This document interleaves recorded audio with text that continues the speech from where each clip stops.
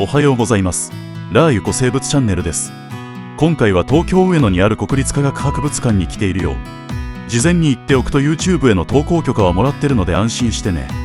そんなことより、もう100回くらいここに来たことがあるのに、またこの博物館に来たかというと、今この国立科学博物館、通称科博では、なんか面白そうな特別展をやってるからなんだ。そのイベントの名前は氷河期展。これは名前からもすぐわかると思うけど、氷河期に繁栄していた古代生物たちや人類を題材とした特別展で、僕が大好きなケナガマンモスや今まで見たことがなかったケサイの全身骨格、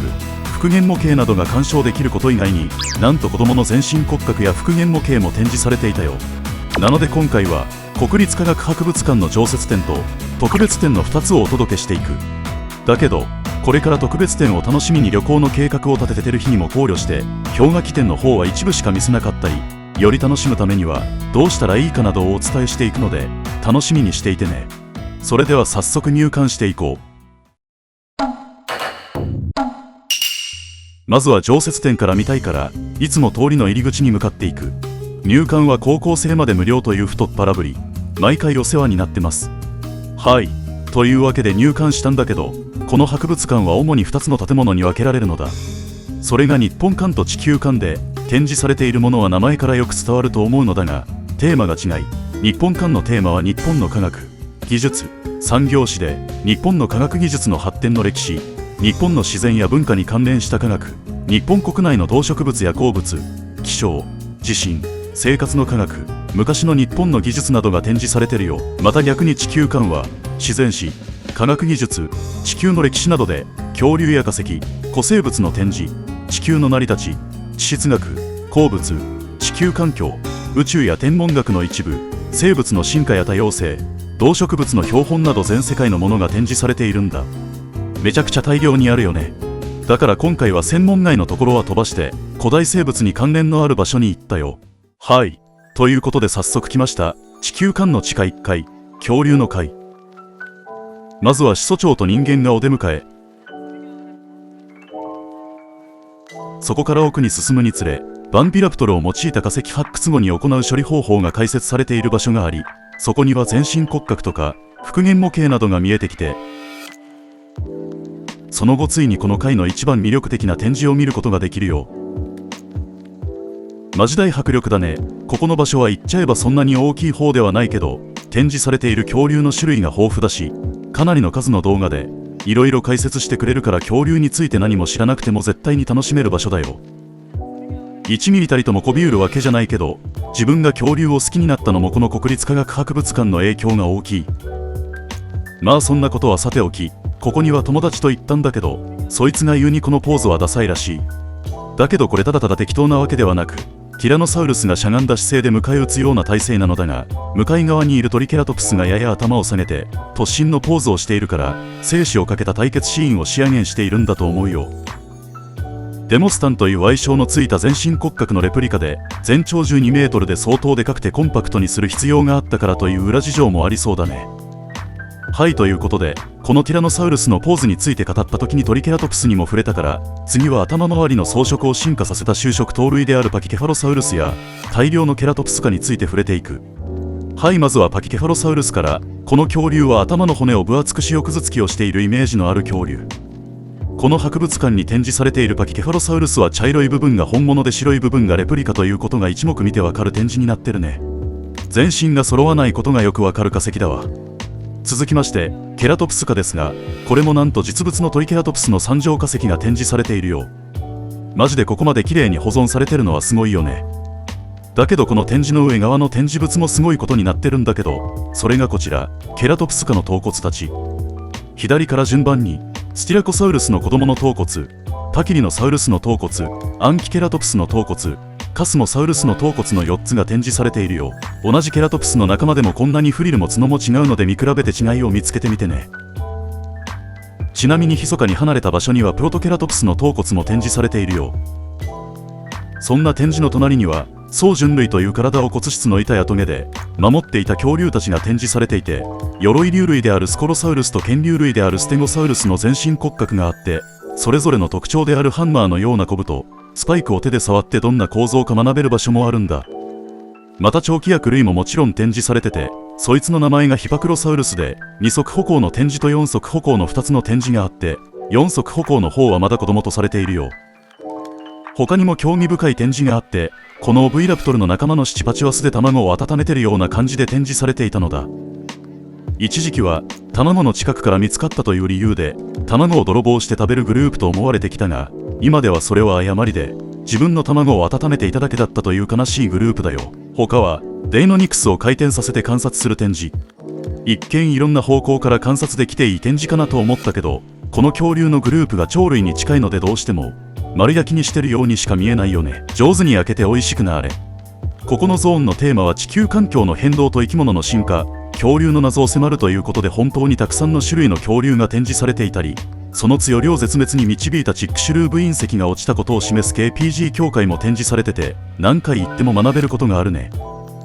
他にもどんだけ頑張っても画角に収まりきらない竜脚類のアパトサウルスが展示されていたりするよ。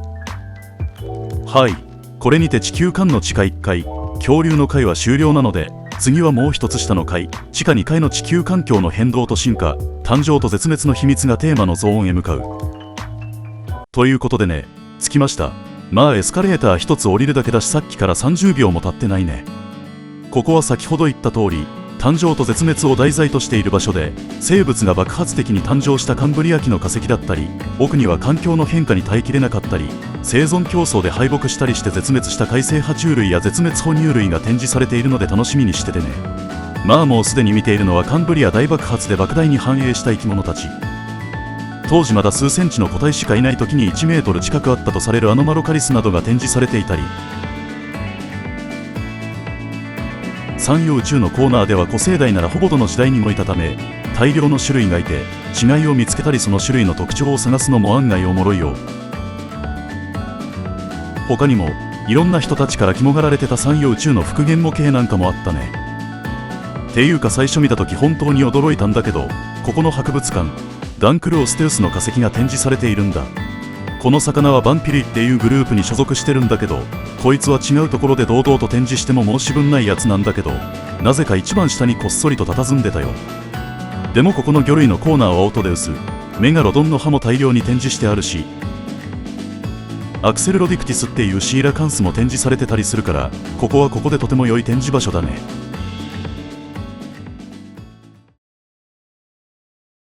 絶滅した哺乳類たちがお出迎え。恐竜の展示に比べるとサイズ感的に地味なのかなって思う人もいるかもしれないけど、マジで全然そんなことなくて、逆に身近に生息する動物の近縁種なので、恐竜とはまた違う魅力があったよ。ちなみに恐竜とも張り合えるくらいでかいタラケラテリウムというサイの仲間もいるのだ。そんな場所で最初に出てきたのがディメトロドンとかエダフォサウルスなんだけど、実は彼らざっと3億年前とかにいた生き物で、見た目は爬虫類っぽいけど進化的には恐竜よりも私たち哺乳類の系統に近く、科博の展示では哺乳類の進化のルーツを見せる流れの中で置かれているんだ。そんな探求類などのゾーンをどんどん見ていってね。おっとまたもやでかい生き物、ウィンタテリウムという4500万から約3700万年前の胸郭目という仲間の哺乳類がいたり、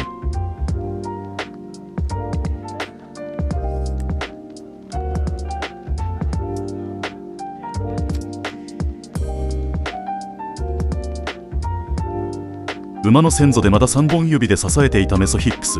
3500万年前から約3100万年前のキテイ目でめちゃくちゃいかつい頭骨が展示されてるブロントプス、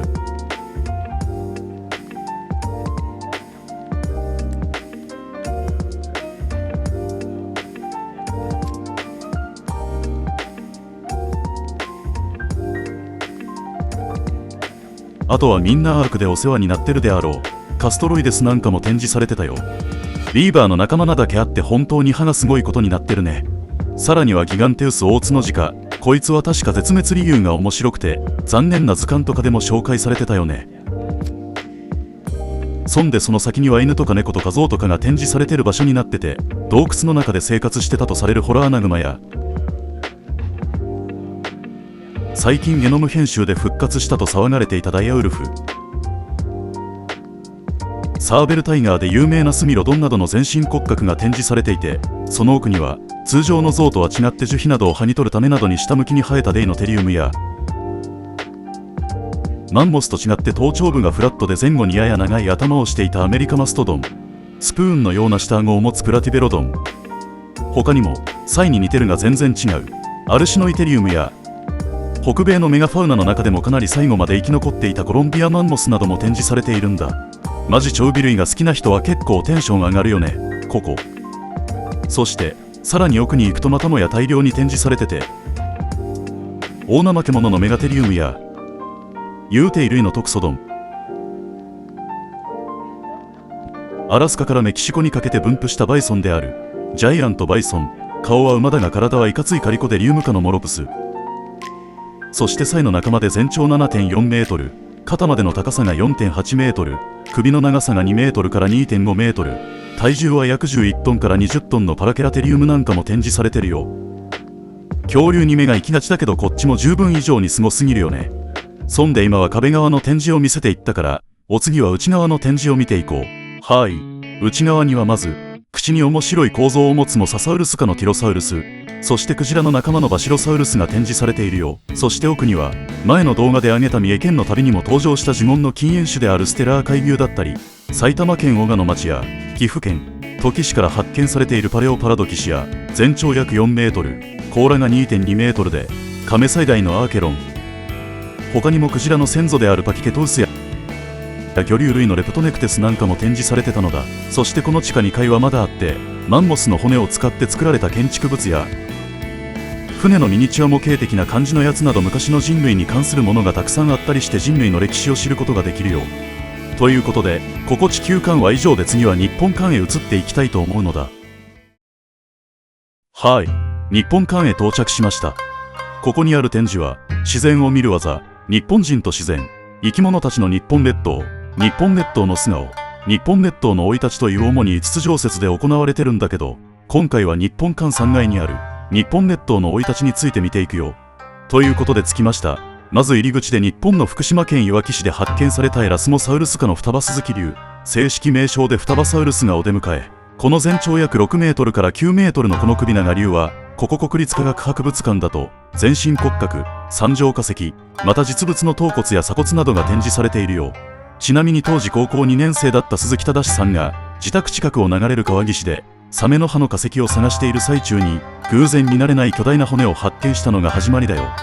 いやマジロマンあるよね。それで他には当初化により環境に合わせてサイズが変化したアケボノゾウや、アケボノゾウとともに日本列島の広範囲に分布していたナウマンゾウの頭骨、そして角が特徴的なヤベオオツノジカの全身骨格が展示されているのだ。その奥には約1500万年前から1000万年前の北太平洋沿岸域に生息していたアロデスムスという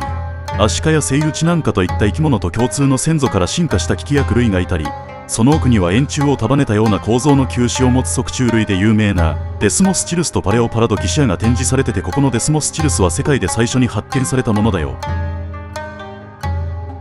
さらにその奥にはゴンフォテリウムなどの化石があるんだけど、なんともっと興味を引き立たせるものが一番最後にあったよ。それがこれで日本で発見されたアンモナイトたち。何種類あるのかわからないけど、日本を代表するニッポニテスが複数展示されてたり、グレソニテスやハイパープゾシアなど異常巻きではないが面白い形のアンモナイトがあったよ。また近くにはパキデスモセラスという巨大なアンモナイトだったりがいろいろあったんだ。他には岩手県の岩泉町という場所で発掘された竜脚類のアパトサウルスの仲間と考えられているモシ竜の上腕骨が展示されていたり、宮崎県のウタツ町という場所で発見された魚竜で高音声の代謝を持っていたウタツサウルスなんかの三条化石なんかもあるんだ。ということで時間もちょうどいいね。この後はご飯を食べて、そして今回行われているイベントの氷河期展について少し触れてから楽しさを倍増させる方法を教えていく。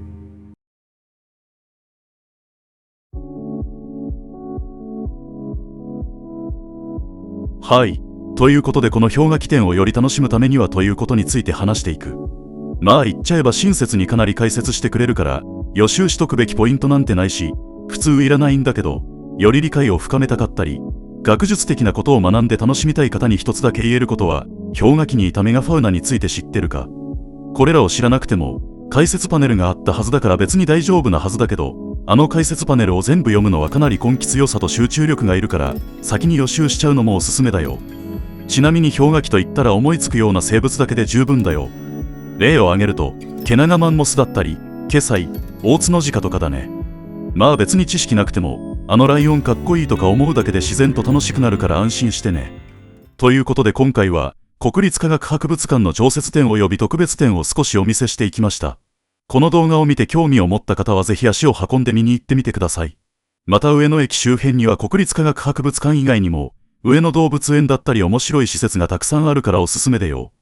YouTube のコミュニティの方で告知させてもらったけど、今後池袋サンシャインシティの展望台で開催されている恐竜イベントの動画も投稿するので楽しみに待っててね。ご視聴いただきありがとうございました。また次回の動画でお会いしましょう。